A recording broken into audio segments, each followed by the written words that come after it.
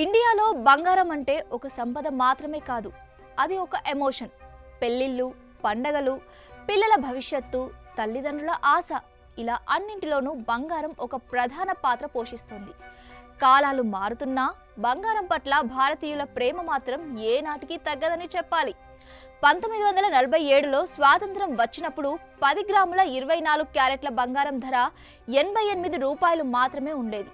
కానీ 2025 ఫిబ్రవరి నాటికి అదే బంగారం 87,000 రూపాయల మార్కును చేరుకుంది.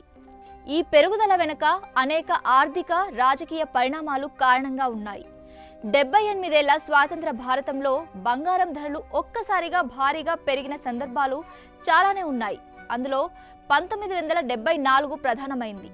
1974లో ప్రపంచ వ్యాప్తంగా ఆర్థిక సంక్షోభం, పెట్రోల్ ధరల పెరుగుదలతో బంగారం రేట్లు ఒక్కసారిగా పెరిగాయి.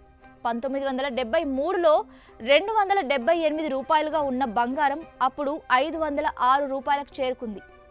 ఇక 1991 ఆర్థిక సంస్కరణల తర్వాత బంగారం రేట్లు ఒక్కసారిగా పెరిగిపోయాయి.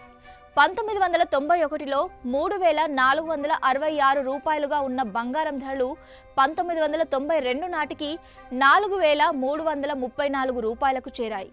ఇటు 2008లో అమెరికా ఆర్థిక సంక్షోభం కారణంగా బంగారానికి భారీగా డిమాండ్ పెరిగింది.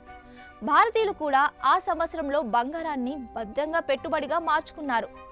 2007లో 10 గ్రాముల 24 క్యారెట్ల బంగారం ధర 10,800 రూపాయలుగా ఉంటే అది 2008 నాటికి 12,500 రూపాయలకు పెరిగింది.